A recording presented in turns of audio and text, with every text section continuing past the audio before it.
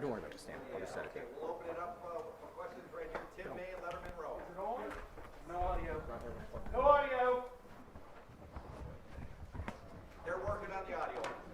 Oh, No, I think we should go. I mean, no. Do it right.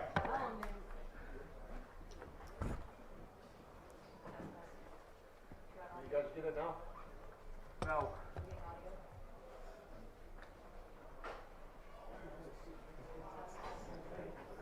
Randy, any solutions? Yes. You guys, do you have wireless mics? You got something that you can get up here?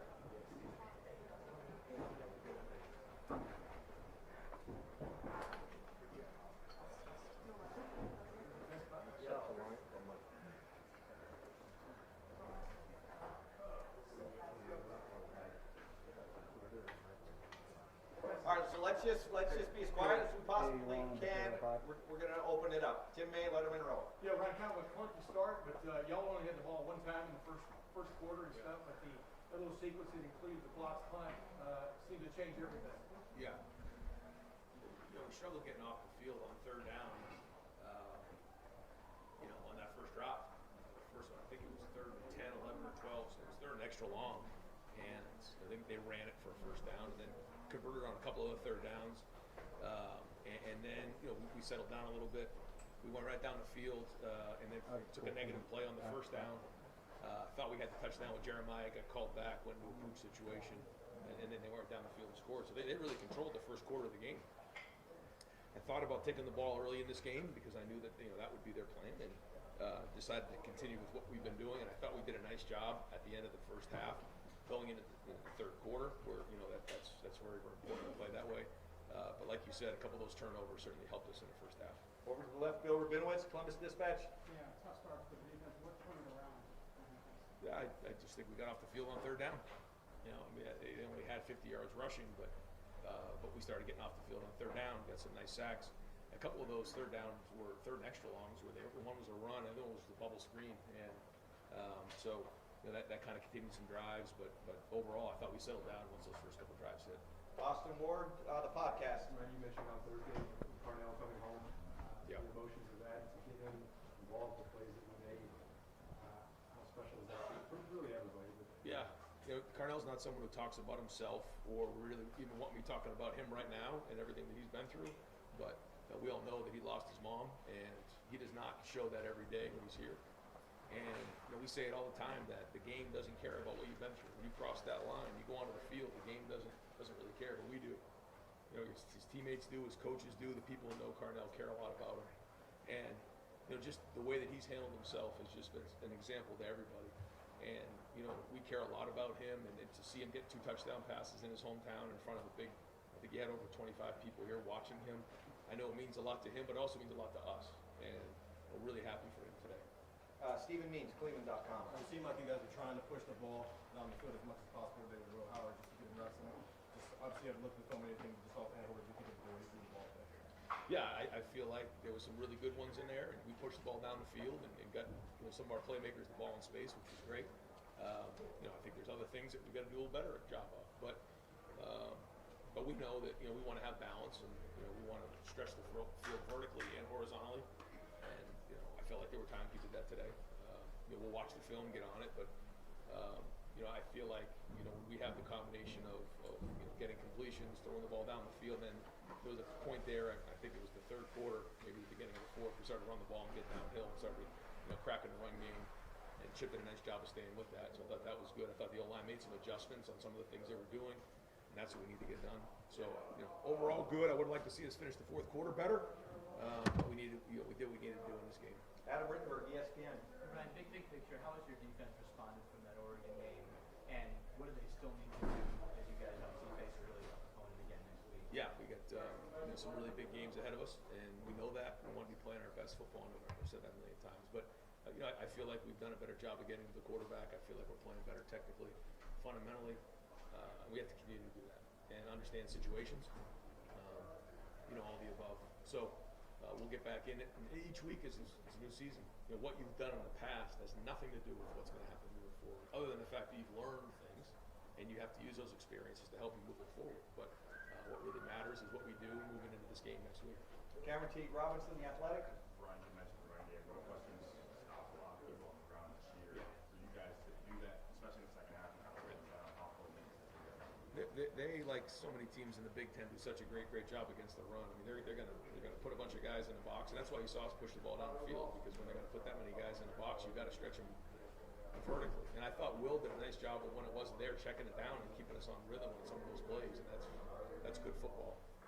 But we did make some adjustments there, and I thought we finally got that run game going. And the run game takes time in certain games. And, we love to be hitting those 4, 5, 6, 7, 8, 9 yard, maybe more runs, yard runs early in the game. But it takes a little time, and you got to make those adjustments. And I think Chip did a good job of coming back to some stuff that we did make adjustments on, Justin and the guys with the O-line. So there was some good things there overall.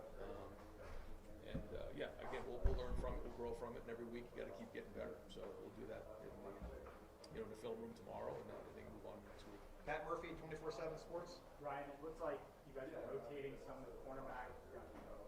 Jermaine was in there a decent amount. What went into the decision to do that more this week, and how do you think it went?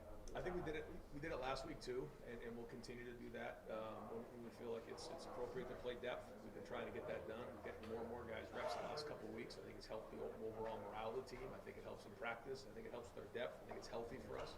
So we'll keep looking at it and make sure that we're doing it right, because we want our guys to be able to play their best in the fourth quarter and play their best at the end of the season. Andy Anders, 11 Warriors. Sonny Styles in this game, 2 sacks, 2 pass breakups. How have you seen him grow over the course of the season to be able to make plays in both the passing game, whether it's in coverage or coming downhill? Yeah, we need Sonny to be, as productive as he was today. And when you can do it in man coverage, you can do it in zone coverage, you can blitz, you start to mix in all these different things you can do, then you just become more of a weapon. And you saw him get after the quarterback today. It's something that we've been working on. Some of the linebackers, DBs, everybody, blitzing a little bit better and more efficiently with some of the tools that they need. You don't just run on a blitz and to go sack a quarterback. There's a lot that goes with that. There's a couple in the last few weeks where we've gone right by the quarterback, full speed, but have missed them. And so, we've tried to drill some of this work to make sure that we're doing a better job of avoiding the front line, the backers when they're, or the running backs when they're coming to protect us, but then also doing a great job of getting the quarterback down when we get in the backfield. So good for him to see some of that work paying off, and again, we're going to need it more. Spencer Holbrook, Raymond Rowe. I know that you might want to lose the point for this one, but definitely the other side of this 2-week stretch now and be able to get into those finals Right. that you know are big. How important was that to get through relatively healthy and just to be on the other side of this 2-game stretch? Yeah, it's a lot of people ask me that going into the game. It's like, how do you stay focused on this knowing there's other things down the road? But the truth is, like, you lose this game here and you're out against in the Big Ten championship game. So we know that. We know that we got to be playing our best football in November. We want to be consistent in everything we do, because either we are or we aren't. And everything you do is hard in the Big Ten. You're not just going to walk in and think you're just going to, from the first snap on, roll your helmets out there and run the team out of the stadium. It doesn't work that way. And I think Coach Brown's doing a good job. I like the way his team plays. They're physical. They had 2 weeks to prepare, and it's the same thing with the team we're going to play next week. They've had 2 weeks to prepare. They've had a bye week coming into this, so they had a week to game plan us. Northwestern did. We're 2 weeks and a week to rest up. So we know we're going to get their best shot, and that's the way we want it. And I thought they did a nice job with some of the things they did early on. And I think he's a really good coach, and they have a good team. I think it's good to, like you said, kind of a business-like win, and now's the time to move on. All right, we're going to wrap up here shortly, but Rob Aller, Columbus Dispatch. Right along those lines, you're 47 and 0 and ranked. Can you drill down into how that happened, how you got to that? Well, I just think the consistency of each game, and if you're too, people kind of ask me that going into it too. It's like, if you're extreme here, what happens eventually? You're going to come down this way. And so I think that's something that I've really tried to, learn during my time as a head coach is, to be consistent and make it about the process, not about your opponent. Now, you got to know everything about your opponent, and certainly some games are different than others, but it's about our process, and the coaching staff has embraced that. I think the leaders have embraced that, and so we have to continue with our process this week, and we got to get after these guys and make sure that, they're having a great week of practice and preparation, but we're going to keep our routine the routine, and, I believe that that's going to lead to consistency. Real quick, did Will anything different with his footwork? This was the most contact with the deep ball. Were you working on that? Yeah, oh yeah. Coach Kelly and all the guys in that room have been working hard on the footwork and making sure that it's timed up right. And I thought it was better this week, so we'll keep working on it. Last question, Dave Holmes, WSYX. I know you guys travel well as far as fans all the time. Yeah. I don't think I've ever seen a split like that. It was almost a weird vibe when you have a 90% road crowd like that. We expected to have a great presence, but to see the way it was today was exciting. We kind of felt it as the buses were kind of going around the stadium, and you're driving through Wrigleyville and you just see all this this red and scarlet. I mean, people were fired up early on. So you could tell they were just coming out of the bars after opening at like 7 a.m. and people were fired up, and so it kind of got us fired up too. But we said early on we wanted to give them something to get fired up about. But they were loud, even on third down. So great to see Buckeye Nation, traveling like this. And I even looked up and saw the stands from across the street, just like red up there. And I'm just thinking, we just really appreciate, them supporting us in an environment like this. But a great venue to play something like this in a historic stadium like Wrigley, and glad to see them enjoy an afternoon here in Chicago. Great. Coach, thank you very much. Thanks, Ryan. Okay, folks, we can do one or two things. We can try to get someone